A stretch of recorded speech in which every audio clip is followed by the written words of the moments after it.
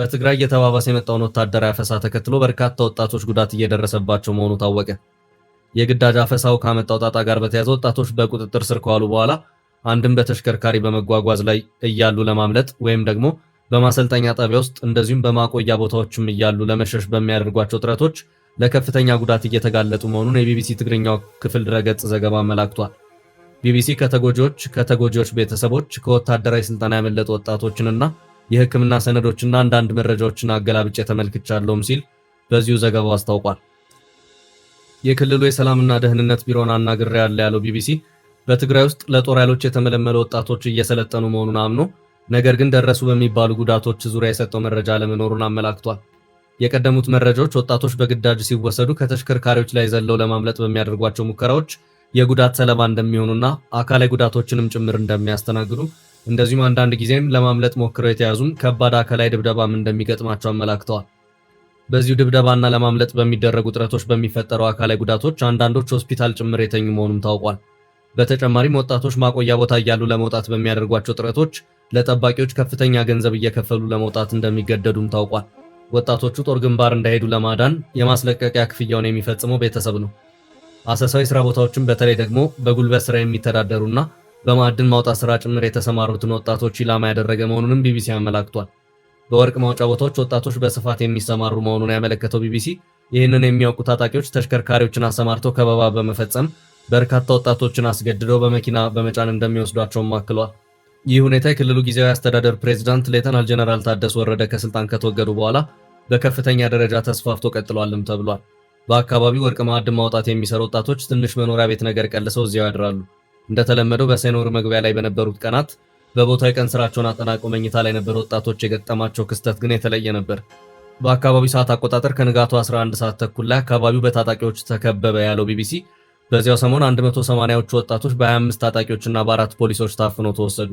በአካባቢው ባለ አንድ ትምህርት ቤትም እንዲቆዩ ተደርገው በመጨረሻም ተጭነው ወደ ወታደራዊ ማሰልጠኛ ጣቢያዎች እንዲሄዱ የተደረገ መሆኑን ዘገባው አመላክቷል። ወጣቶቹ በ3 አውቶቡሶች ተጭነው በማዕከላዊ ዞን ኔቤሌት አቅራቢያ ወደሚገኘው ሴጉ ወደሚባለው ወታደራዊ ማሰልጠኛ ካምፕ ተወሰዱ በማለት ምንጮች የመረጃውን አድርሰውኛል ሲልም ቢቢሲ የትግርኛው ክፍል በዚሁ ዘገባው አክሏል።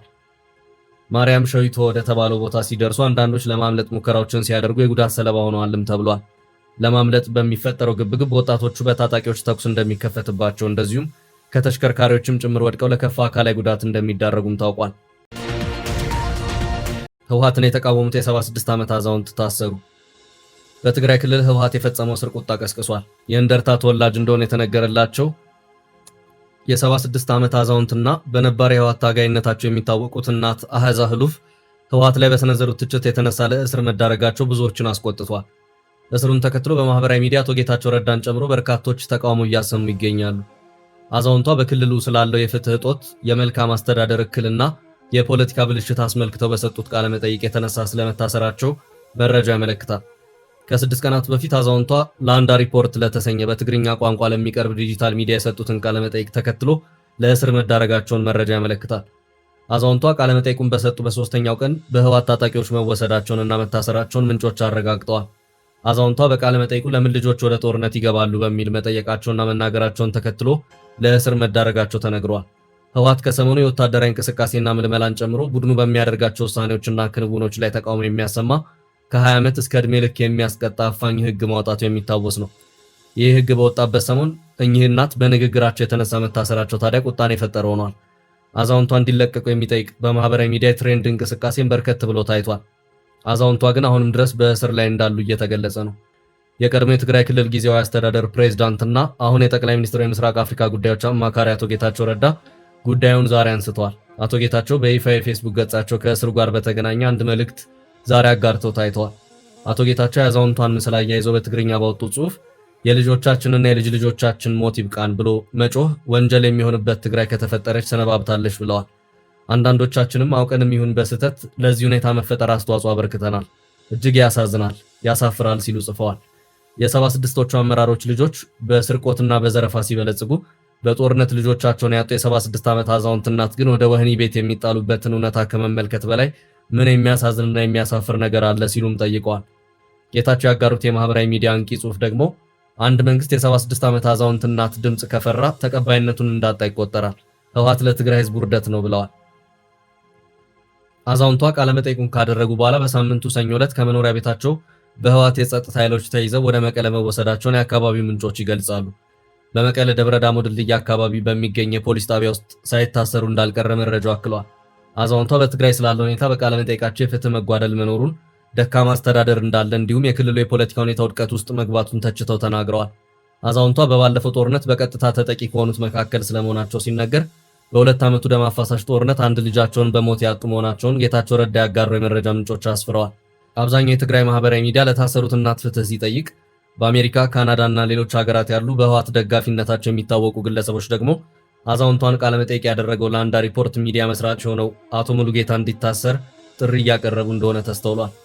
ለአንዳ ሪፖርት በቀድሞ የአሜሪካ ድምፅ ጋዜጠኛ አቶ ሙሉጌታ አጽባህ የተቋቋመ ሲሆን በትራምፕ ውሳኔ የአሜሪካ ድምፅ መዘጋቱን ተከትሎ ጋዜጠኛው በኢትዮጵያና በትግራይ ጉዳዮች ዘገባዎችና ጥንቅሮችን በላንዳ ሪፖርት ሚዲያ እያቀረበ ይገኛል። የኤርትራ መንግስት ጥያቄ ውድቅ ሆነ። 62ኛ የተባበሩት መንግስታት ድርጅት የሰብአዊ መብቶች ካውንስል የሀገራት የሰብአዊ መብቶች ግምገማ ተካሂዷል። በዚህ ጉባኤ ላይ የኤርትራ መንግስት ወሳኝ ነው ያለውን ጥያቄ አቅርቦ ነበር። ነገር ግን ጥያቄው ተቀባይነትን ሊያገኝ አልቻለም። የበርካታ ሀገራት የሰብአዊ መብቶች አያያዝ በተገመገመበት ሂደት ላይ የኤርትራን ጉዳይ እንዲከታተል በልዩ ሁኔታ የተቋቋመው የክትትል ቡድን ኃላፊነቱን እንዲጨርስ ኤርትራ በየጊዜው ትጠይቃለች። ይህ በልዩ ሁኔታ በተባበሩት መንግስታት ድርጅት የተቋቋመው አካል የኤርትራ መንግስት በዜጎቹ ላይ የሚያደርሰውን የሰብአዊ መብት ጥሰቶች አንድ በአንድ የሚመዘግብ ነው። ከተቋቋመም በርካታ ዓመታት ተቆጥረዋል። ኤርትራ ይህ አካል የተልእኮ ጊዜውን እንዲጨርስ በየዓመቱ ጥያቄዎችን ታቀርባለች። ኤርትራ በዘንድሮም ዓመት ተመሳሳይ ጥያቄ ብታቀርብም ውድቅ ሆኖባታል። የኤርትራ መንግስት ይህንን ጥያቄ ከማቅረቡ ከወራት በፊት ለዓመታት የታሰሩ ሃይማኖት መሪዎችና ፖለቲከኞችን ከእስር ለቆ ነበር። ሆኖም በተባበሩት መንግስታት ድርጅት የሰብአዊ መብቶች ካውንስል በኩል ይህ በቂ አይደለም፣ ገና በ10 ሺዎች የሚቆጠሩ እስረኞች አሉ፣ ይህ ከሆነ የተቋቋመ የክትትል ስራውን እንዲያቆም ይደረጋል፣ ከዚህ ውጭ ግን የሚሆን ነገር የለም ተብሏል። እንደ ቻይና ያሉ ሀገራት በኤርትራ ውስጥ ጉዳይ ጣልቃ መግባት ነው በማለት ድጋፋቸውን ለኤርትራ ሰጥተዋል። የቻይናን የኤርትራ ድጋፍ በተመለከተ በአስመራ የቻይና ኤምባሲ መግለጫ አውጥቶ ታይቷል። የኤርትራ መንግስት ዜጎቹን ያለ ፍርድ ቤት ሂደት በዘፈቀደ ያስራል፣ የሃይማኖት መሪዎችን ያሳድዳል፣ በውጭ ያሉ ዜጎቹን ይሰልላል በሚሉትና በመሳሰሉት ከባድ የሰብአዊ መብቶች ጥሰት ክሶች ይቀርቡበታል። በዚሁ በያዝነው ዓመት ለዓመታት የታሰሩ ዜጎችን በመፍታት በዜጎች ሰብአዊ መብቶች አያያዝ ዙሪያ መሻሻሎች እንዳሳየ ለማድረግ ሙከራዎችን ያደረገው የኤርትራ መንግስት በዘንድሮ ዓመት ይኸው ልዩ የክትትል አካል የተሰጠውን የክትትል ስራውን እንዲያቆም ለማድረግ ያደረጋቸው ሙከራዎች አልተሳኩለትም። የተባበሩት መንግስታት ድርጅት የሰብአዊ መብቶች ኮሚሽን የኤርትራ መንግስት በዘፈቀደ ለ18 ዓመታት አስሯቸው የነበሩ ዜጎችን በቅርቡ መፍታቱ የሚበረታታ እርምጃ ነው በማለት ከዚህ ቀደም አድናቆቱን የገለጸ መሆኑ የሚታወስ ነው። ሆኖም ዘገባዎችና የሰብአዊ መብት ተከታታይ ድርጅቶች ሪፖርቶች የሚያመለክቱት በኤርትራ እስር ቤቶች ውስጥ ዛሬም ድረስ በ10 ሺዎች የሚቆጠሩ ታሳሪዎች ያለ ፍርድ ታስረው እንደሚገኙ ነው። ከነዚህ መካከል ጋዜጠኞች፣ መንግስት የአስተዳደር ለውጥ እንዲያደርግ የጠየቁ ለውጥ ፈላጊ ፖለቲከኞች ይገኙበታል። ዛሬም ድረስ ካላት ከታሳሪዎች መካከልም መንግስታቸው አስተዳደራዊ ማሻሻያ እንዲያደርግ መጠየቃቸውን ተከትሎ ከ25 ዓመታት በፊት የታሰሩት የቀድሞቹ ባለስልጣናትም እንደሚገኙበት ሪፖርቶቹ አመላክተዋል። በተባበሩት መንግስታት ድርጅት ግምት ፖለቲከኞችን፣ ጋዜጠኞችን፣ የሃይማኖት አባቶችንና ተማሪዎችን ጨምሮ ከ10 ሺህ በላይ ሰዎች በአገሪቱ ውስጥ በዘፈቀደ ታስረው ይገኛሉ። ዶክተር ቴድሮስ አድሃኖም ከደቡብ አፍሪካ ተቃውሞ ተነሳባቸው። የዓለም ጤና ድርጅት ዋና ዳይሬክተር ዶክተር ቴድሮስ አድሃኖም በደቡብ አፍሪካ ውስጥ በተገደሉ ኢትዮጵያውያንና ሞዛምቢካውያን ዙሪያ ከሰሞኑ በሰጡት አስተያየት የደቡብ አፍሪካ ባለስልጣናትን ማስቆጣታቸው ተዘገበ። ዶክተር ቴድሮስ ባለፈው ሳምንት እሁድ ዕለት ደቡብ አፍሪካ ውስጥ ሌላ ዙር መጤ ጠል ጥቃት እያገረሸ መሆኑን በመጥቀስ ድርጊቱ ሀገሪቱ ለነጻነት ያደረገችውን ትግል የሚክድ አሳዛኝ ሁኔታ ነው በማለት ገልጸውት ነበር። የዓለም ጤና ድርጅት ዋና ዳይሬክተር በደቡብ አፍሪካ ውስጥ በሚፈጸሙ መጤ ጠል ጥቃቶች በሺዎች የሚቆጠሩ ቤተሰቦች መፈናቀላቸውንና የሰው ሕይወት በአጭሩ እየተቀጨ መሆኑን በመግለጽ በቅርቡ የሞቱ ኢትዮጵያውያንና ሞዛምቢካውያንን በምሳሌነት ጠቅሰው ነበር።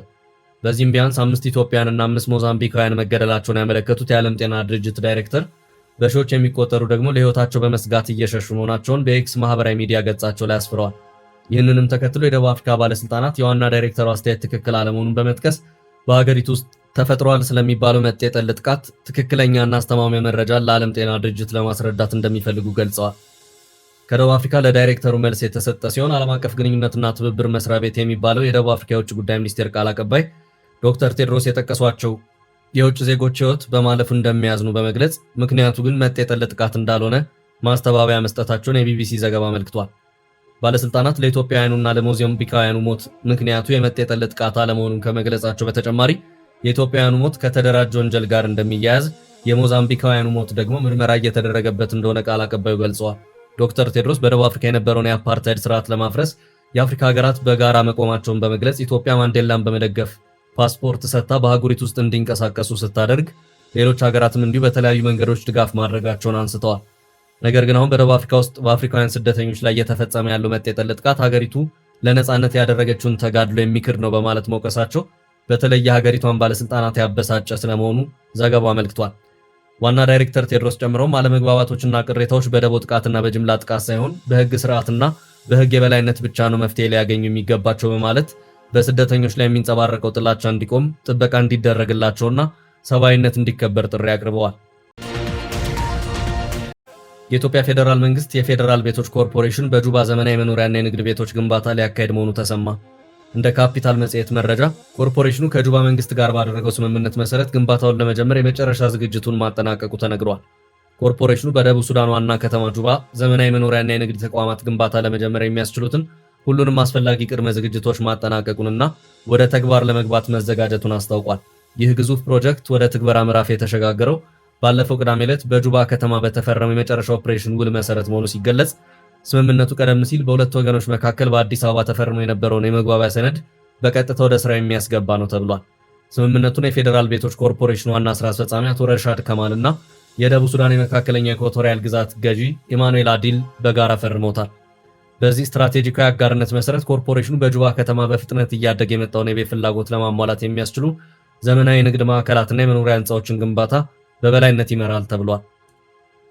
ኮርፖሬሽኑ ድንበር የተሻገረ የሪል ስቴት ዘርፍ ውስጥ መግባቱን የታወቀው የደቡብ ሱዳን ባለስልጣናት የኮርፖሬሽኑን የጁባ እንቅስቃሴ በሁለቱ ሀገራት መካከል እየጨመረ የመጣ የልማት ትብብር አካል ነው ሲሉ ገልጸውታል። የኢትዮጵያ መንግስት ተቋም የሆነው ኮርፖሬሽኑ ጁባን ዘመናዊ ከተማ ገጽታ ለማሳደግ ሚና የጎላ እንደሚሆንም አክለዋል። ስምምነቱን ይፋ እናደርጋለን። ትራምፕ የመጨረሻው ስምምነት ላይ ተደርሷል የተባለ የአሜሪካ ስምምነት ለህዝብ ይፋ ለመሆኑ ጉዳይ አሁንም እያነጋገረ ነው። ስምምነቱ ይፋ ለምን እንደማይሆን የተጠየቁት ፕሬዝዳንት ዶናልድ ትራምፕ መጀመሪያ በይፋ የመፈራረሙ እንዲቀድም እንደሚፈልጉ ተናግረዋል። ኢራን በቶሎ እንዲጠናቀቅ ትፈልጋለች፣ ወደ መደበኛ ህይወታቸው መመለስ ይፈልጋሉ ሲሉ ለጋዜጠኞች ተናግረዋል። ትራምፕ የሆርሙዝ ወሽመጥ ከ60 ቀናት በኋላም ያለምንም ክፍያ ክፍት ይሆናል ሲሉም አብራርተዋል። ትራምፕ ስምምነቱን ቃል በቃል ለማንበብ ጋዜጣዊ መግለጫ እንደሚጠሩም ጨምረው አስረድተዋል። ምክንያቱም በጣም ወሳኝ ሰነድ ነው ሲሉ አክለዋል። ትራምፕ ኢራን የኒውክሌር ጦር መሳሪያ አይኖራትም ካሉ በኋላ እውነቱን ለመናገር ሌላ አስፈላጊ አይደለም ሲሉ ተደምጠዋል። ስምምነቱን ከኒውክሌር ጦር መሳሪያ በተቃራኒ የቆመ ግድግዳ ሲሉ ገልጸውታል። የቀድሞ የአሜሪካ ፕሬዝዳንት ከኢራን ጋር ካደረጉ ስምምነት ጋር በማነጻጸርም መካከለኛው ምስራቅን ሊያጠፋ ይችል ነበር ብለዋል። የተብላላውን ዩራኒየም ከኢራን ያወጡ እንደሆነ ሲጠየቁም መቼ ይወጣል የሚለው ላይ ምንም ጥድፊያ እንደሌለ ተናግረዋል። ትራምፕ ስምምነቱ እንዲጸድቅ ወደ ኮንግረስ እንደሚላክ ጨምረው አስረድተዋል።